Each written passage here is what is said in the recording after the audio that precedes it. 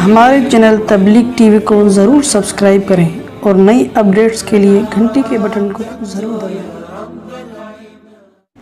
ایک صاحب تقریر کر رہے تھے کہ ابو بکر اور عمر نے تو نبی کو اپنی بیٹی دی ہے اور حضرت علی کو نبی نے اپنی بیٹی دی ہے، تو فضیلت کس کی ہوئی؟ بھائی حضرت علی کی فضیلت ہوئی کہ نبی اپنی بیٹی، ان کو بیٹی دینا مشکل کام ہے نا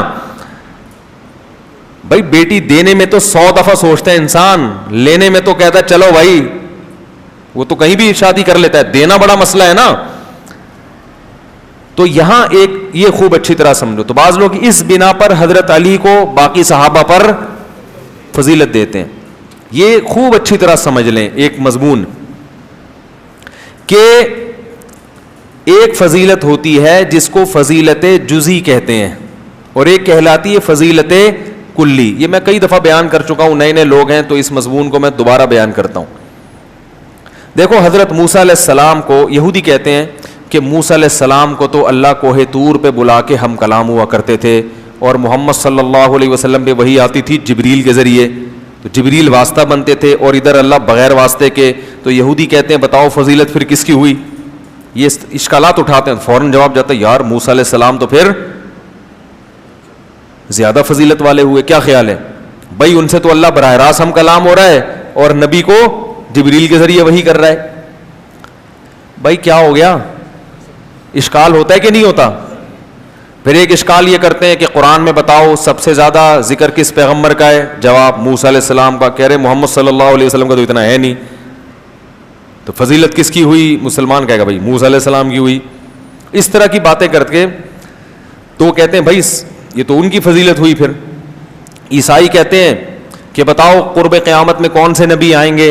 ہم کہتے ہیں عیسیٰ علیہ السلام آئیں گے، کہ محمد صلی اللہ علیہ وسلم آئیں گے؟ ہم کہتے ہیں نہیں آئیں گے۔ تو کہا اب دیکھو فضیلت کس کی ہوئی؟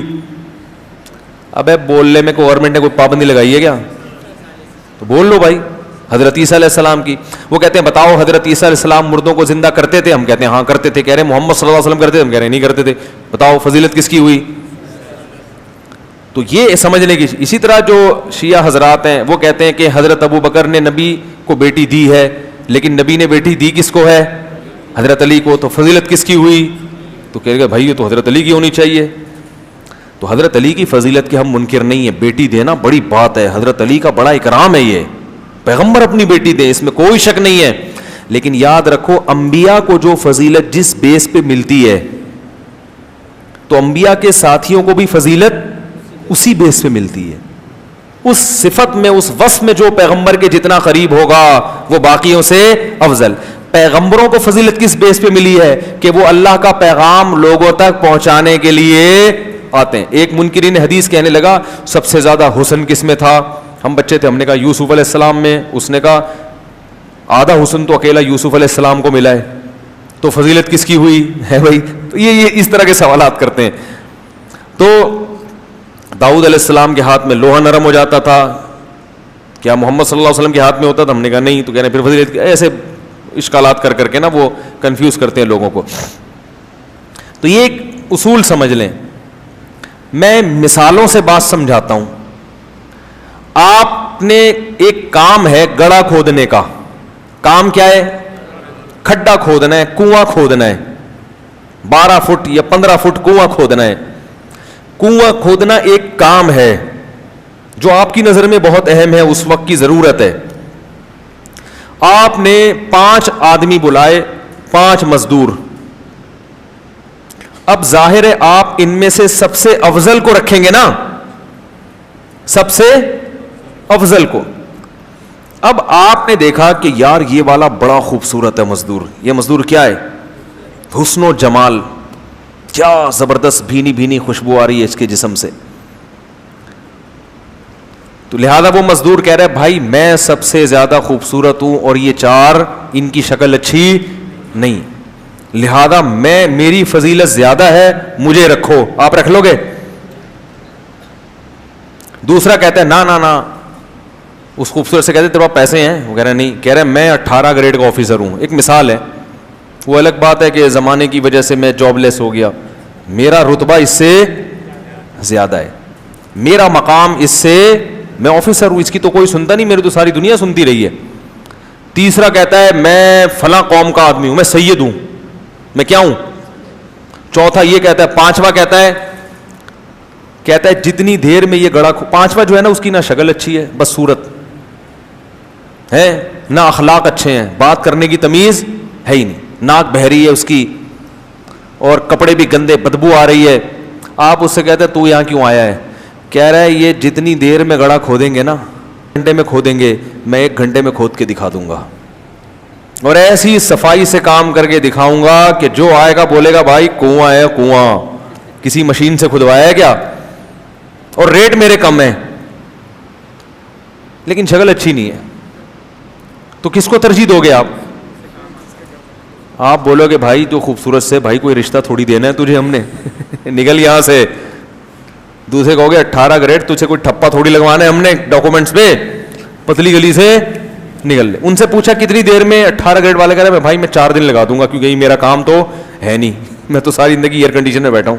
دوسرا کہہ رہا ہے میں حسن و جمال اتنا ہے کہ میں اس کو بچاتے بچاتے 6 دن لگاؤں گا, زیادہ پسینہ آ گیا تو نمکیات نہ نکل جائیں, تو یہ نہ ہو جائے, تو وغیرہ, اور آتا بھی نہیں ہے مجھے.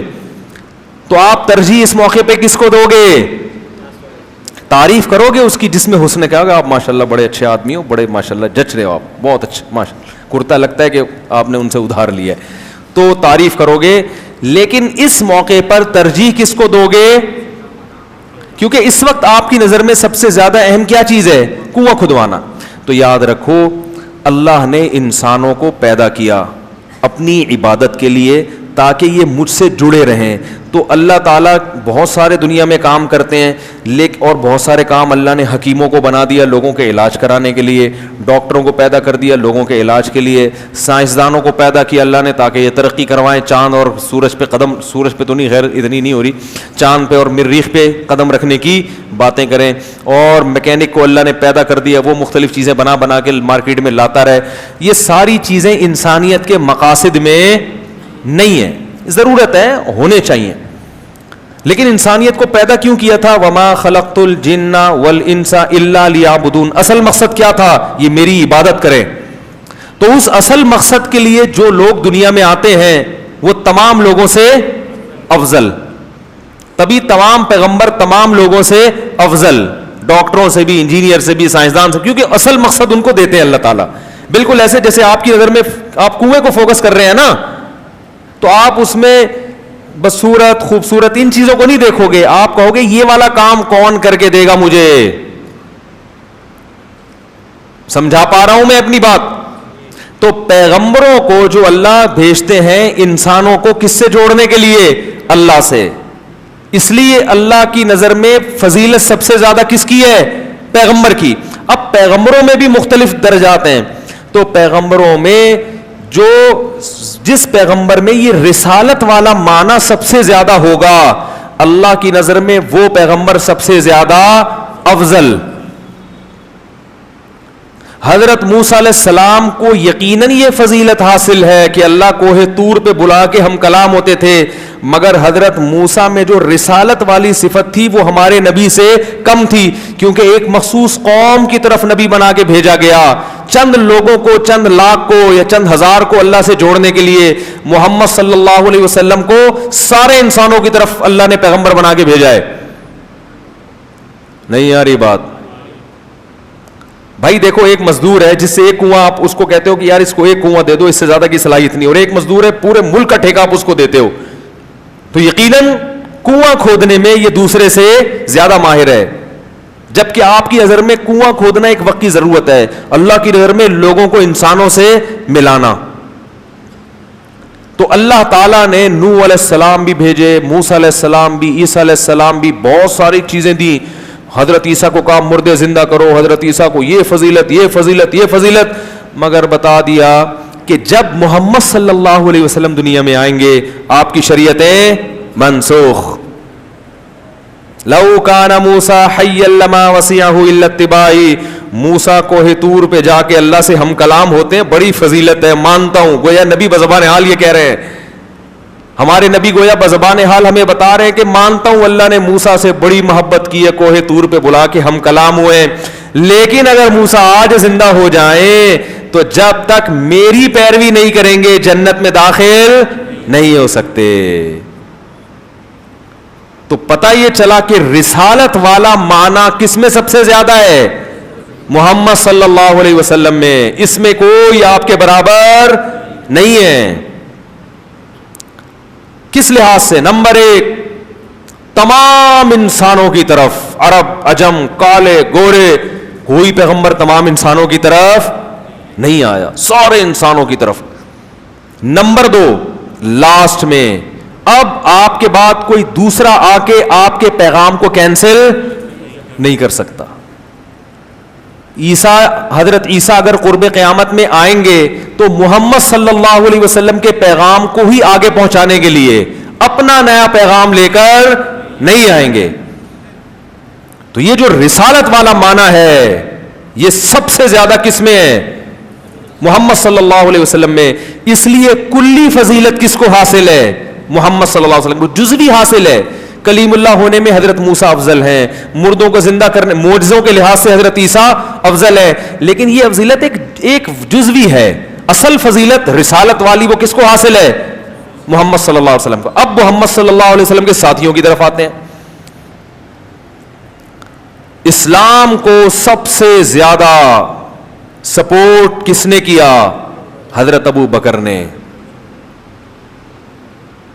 سب سے زیادہ، سب سے پہلے تصدیق کون کرتا تھا؟ ابو بکر. سب سے پہلے جب نکال دیا تو غار میں کس نے ساتھ دیا؟ ابو بکر نے. ہر چیز میں. آپ کے بعض اہل بیت اس وقت ایمان نہیں لائے تھے، بعد میں لے آئے ایمان، یقیناً اچھی بات ہے. بعض حضرت علی رضی اللہ تعالیٰ عنہ کی عمر بہت کم تھی، یہ فضیلت ہے کہ وہ جلدی ایمان لے کر آئے. لیکن سب سے زیادہ جو نبی نے دوستی لگائی ہے، دوست ہونے کے اعتبار سے، اس اعتبار سے کہ یہ میرے ساتھی ہیں، اس مشن میں میرا ساتھ دے رہے ہیں. ایک دوستی تو ویسے ہی ہوتی ہے نا، ایک دوستی مشن والی دوستی. دیکھو آپ کوئی کاروبار شروع کرتے ہو تو کاروبار کو پروموٹ کرنے کے لیے جس سے سب سے زیادہ ہیلپ لیتے ہو تو اس بزنس میں وہ آپ کا سب سے بڑا یار ہوتا ہے. تو رسالت کا کام کرنے میں جس نے سب سے زیادہ نبی کی ہیلپ کی وہ کون تھے؟ ابو بکر. اور اس میں کوئی آپ کا ثانی نہیں بن سکتا. نبی صلی اللہ علیہ وسلم نے کہا، مشرک وہ ابو جہل تھا یا پتہ نہیں ابو لہب تھا، تو وہ آیا نبی کے پاس، حضرت ابو بکر کے پاس، کہنے لگا کہ پتہ ہے تمہارے ساتھی نے کیا دعویٰ کیا ہے کہ وہ آسمانوں پہ گئے ہیں اور اس طرح سے جو ہے نا سیر کر کے آئے ہیں آسمانوں کی، اور رات کے تھوڑے سے حصے میں. اس کا خیال تھا اب تو ابو بکر بھی کہیں گے یار یہ تو کچھ غلط ہو گیا. تو ابو بکر رضی اللہ عنہ نے کہا کہ کیا واقعی انہوں نے یہ دعویٰ کیا ہے؟ اس نے کہا ہاں. وہ تو مذاق اڑا رہا تھا نا. انہوں نے کہا پھر سچ کا ہے. پھر کیا ہے؟ سچ کا ہے. ایسے موقع پہ ایسا ساتھ دینا. صلح حدیبیہ میں کیا ہوا ہے؟ دب کے شرائط قبول کی گئی ہیں نا، یعنی بظاہر دب کے ساری شرطیں مانی گئی ہیں. کس کی؟ اب ایک طرف 1400 صحابہ بیعت ہو رہے ہیں نبی کے ہاتھ پہ کہ ہم موت تک لڑیں گے. منظر بالکل یہ ہے کہ لڑائی والا، جوش میں آ گئے، لیکن جو شرائط طے کی وہ ساری کس کی مانی جا رہی ہیں؟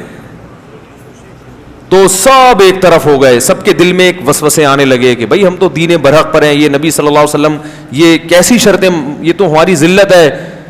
حضرت عمر بھی جوش میں آئے اور صحابہ بھی. لیکن جب ابو بکر سے پوچھا گیا انہوں نے فرمایا اللہ کے رسول ہیں، جو کر رہے ہیں صحیح کر رہے ہیں. تو ہر موقع پہ کس نے ساتھ دیا؟ سب سے زیادہ. ساتھ تو سب نے دیا لیکن سب سے زیادہ کس نے؟ ابو بکر نے. تو ٹھیک ہے حضرت علی یقیناً ہم ان کی خاک کے برابر بھی نہیں، نبی نے اپنی بیٹی دی، مگر یہ جزوی فضیلت ہے کہ نبی کی رشتہ داری ہو جانا، نبی کا نواسا ہونا، نبی کی اولاد میں ہونا، یہ جزوی فضیلت ہے. کلی فضیلت کیا ہے کہ نبی کے مشن میں نبی کا ساتھ سب سے زیادہ کس نے دیا؟ تو یہ فضیلت کس کے حصے میں آئی ہے؟ ابو بکر کے. زندگی میں بھی اور دنیا سے جانے کے بعد بھی. دنیا سے جاتے وقت بھی آپ نے نامزد کس کو کیا کہ ابھی دین کمزور ہے، اس کو طاقت کس کے ذریعے ہوگی؟ ابو بکر کے ذریعے. اور آپ نے فرمایا کہ لوگ ابو بکر کے علاوہ کسی کو قبول، لوگ کہیں گے کہ نبی کا جانشین کون ہے نبی کے مشن میں؟ سب یہ ایک بیک زبان ہو کر کہیں گے ابو بکر کے علاوہ کوئی نہیں ہو سکتا. سمجھ میں آ رہی ہے بات؟ تو نبی کے دنیا سے جانے کے بعد بھی سنبھالا کس نے دیا؟ نبی کے مشن کو کس نے؟ ہمارے نبی کی جو موت تھی وہ اتنا بڑا غم تھا صحابہ کے لیے کہ بہت سے لوگ حواس باختہ ہو گئے تھے. حالانکہ ایسے موقع پہ جذبات نقصان پہنچا دیتے ہیں, موقع مل جاتا ہے. صحابہ مان ہی نہیں رہے تھے کہ آپ کا انتقال ہو گیا ہے.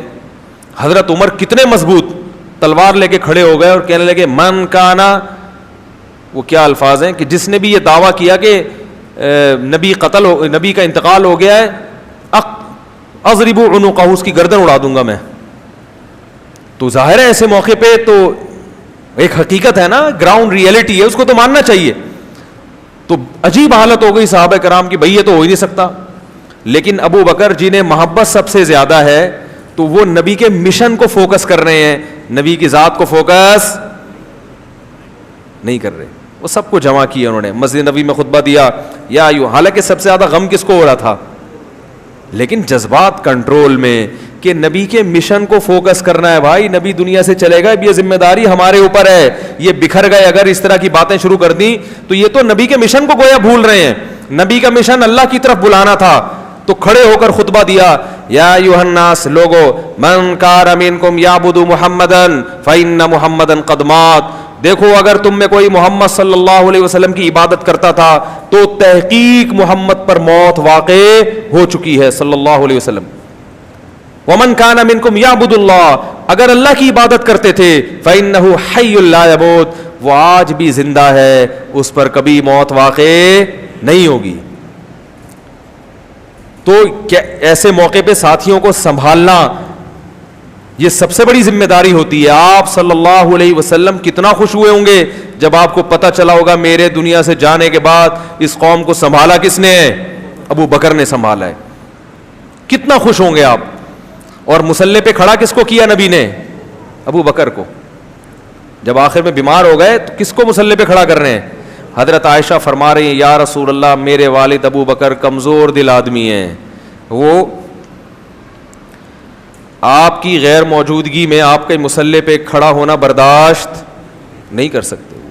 وہ تو برداشت ہی نہیں کر پائیں گے کہ یہ مسلح کس کا تھا, نبی کا. کسی اور کو کہہ دیں, عمر کو کہہ دیں, وہ مضبوط دل ہے, فلاں کو کہہ دیں, فلاں کو کہہ دیں. نبی نے اپنے داماد کو بھی نہیں کہا ایسے موقع پہ. یقیناً بہت بڑی فضیلت ہے, مگر نبی کیا کہہ رہے ہیں, اِنَّكُنَّ لَأَنْتُنَّ صَوَاحِبُ یوسف, تم اسی طرح ہو جیسے یوسف علیہ السلام کو عورتیں ورغلا رہی تھیں, بحث کر رہی تھیں, تم بھی میرے ساتھ کیا کر رہی ہو, یعنی تنگ نہیں کرو مجھے, اس میں بیمار ہوں, میں پہلے ہی پریشان ہوں, اور تم مجھے تنگ کر کر کے بار بار کہہ رہی ہو کہ ابو بکر نہیں کوئی اور. جب یہ ڈانٹ پلائی ہے نا نبی نے, پھر انہوں نے کہا نہیں بھائی کون کھڑا ہوگا مسلح پہ. یہ جو حساسیت تھی نبی کی کہ اپنی بیماری میں اپنے مسلح پہ ابو بکر کے علاوہ کسی کو برداشت نہیں کر رہے, یہ اشارہ کر رہے ہیں کہ میں جو مشن لے کے دنیا میں آیا ہوں اور اللہ نے پیغمبروں کو جس مشن کے لیے بھیجا تھا, میرے بعد وہ مشن کس کے پاس آ رہا ہے, ابو بکر کے ہاتھ میں آئے گا. مسلح, کیونکہ نبی کے لیے سب سے قیمتی جگہ نبی کا مسلح, تو اس مسلح پہ کون کھڑا ہوگا, ابو بکر. اور ابو بکر کے علاوہ کوئی عذر میں کسی کا بھی قبول کرنے کے لیے تیار نہیں ہوں. حضرت علی کو بہت بڑی فضیلت, داماد رسول ہیں, مگر یہ جزوی فضیلت ہے. جیسے موسیٰ کو علیہ السلام کلیم اللہ تھے, بہت بڑی فضیلت ہے, جزوی ہے. رسالت جو اصل مقصد ہے اس میں نبی کا نائب کون ہے, ابو بکر. رسالت میں نبی کی نیابت کس کے پاس آئی ہے, ابو بکر کے ہاتھ میں آئی ہے. اور ابو بکر کے بعد حضرت عمر, جو خلیفہ کا مطلب کیا, نبی کے جانشین.